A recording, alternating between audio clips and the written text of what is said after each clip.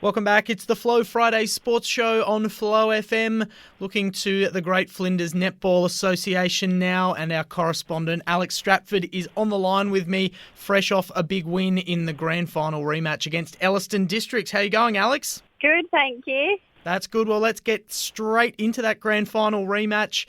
Looks like it was a very tight game. Tumby Bay 42, Elliston Districts 35. Tell us about it. Yeah, it was very evenly contested and such a physical game.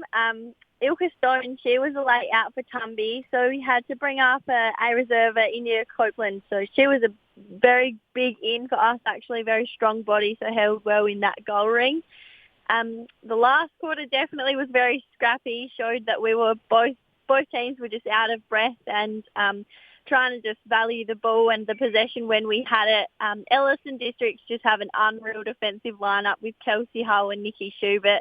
The height and the agility of those two were unreal. So the game was goal for goal just throughout the whole game. We were only one up at three-quarter time, but we brought the margin up to be up by 7 at full time. So, yeah, good outcome for Tumby. Yeah, excellent win there for Tumby Bay, and especially without Ilka Stone, we hear about her dominance pretty much week in and week out, as we did last year as well. So an excellent win and certainly shows off the depth of Tumby Bay. So that puts them clear on top of the ladder as we get to our next game, and it was Lock over the Ramblers 53-40. So Lock getting back into the form we sort of saw from them last year.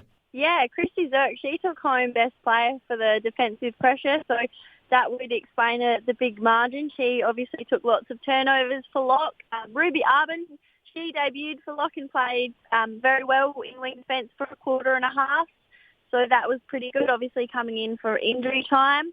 Regan O'Brien for Ramblers absolutely dominated again in goal defence. Ramblers, unfortunately, are still quite depleted with injuries. So, yeah, hoping that they all recover very well with the players that are currently on the sidelines. Ramblers still searching for their first win, but it probably won't be too far away. Not a huge margin in that one against a pretty good side in Lock. Last game for last weekend, Cummins Kapinnie over Ayr United 33-23, and Cummins Kapinnie going along very nicely at the moment. 3 wins and 1 loss for the season. Absolutely, they're doing very well. They had Brooke Nisbet back in after wisdom teeth surgery, so she had to have a couple of weeks off. She combined very well with Jess Vanderbroek. She received the incentive. They obviously dominated the backlines there. Lily Martina and Bree Shepherd were big outs in the mid-court for Cougars. So congratulations to Rachel and Lauren Dobbins. They actually debuted for Cougars in A grade. And E United, Tammy Lucina and Melinda Baldacera combined well again together to dominate their defensive circle. So obviously a tough game between the two sides, quite low scoring compared to the other games. So, yeah, obviously was a very well-contested game as well. All right, let's look ahead to round 5. You and the Tumby Bay girls are on the bye this week. How are you feeling about having a week off? You had a league-wide bye not all that long ago. Oh, I'm definitely ready for it personally after last week's physical game. So, yeah, hopefully it'll just get some rest in the legs and we'll be raring in a couple of weeks' time. Certainly earned it after that win. And for Elliston Districts, they get a chance to get back on the winners list, playing Lock at home. And this one probably looks like it could be the match of the round. Yeah, I'm very excited to see the result of this one. Charlie Manane will rest her ankle after an injury against Tumby. And I'm doubtful that Whitney Wright will be playing. She might be on the cedar. So both experienced sides and strong matchups all the way down the court. So, yeah, I'm excited to see the results.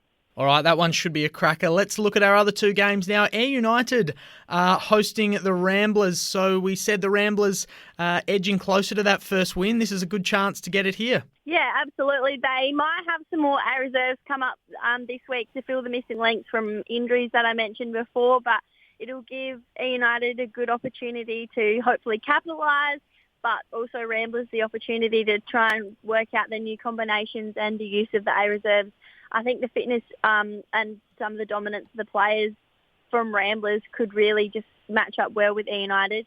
And last game of the round, United Yolana hosting Cummins Kapinnie. So Cummins Kapinnie, a good chance for them to keep their excellent form rolling here.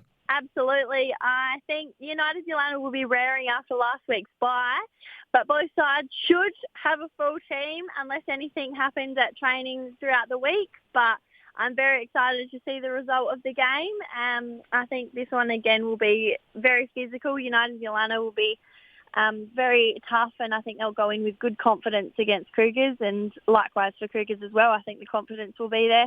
All right, good round ahead in the Great Flinders Netball Association. Are you getting out to any games while you've got the weekend off, Alex? Oh, you know me too well. I think I might head out to Wangara and watch the Ramblers versus Wangara A-grade game. Sensational. Well, enjoy that game. Good luck to everyone playing in Great Flinders Netball this weekend. And Alex, we'll catch up with you next Friday. Thank you very much.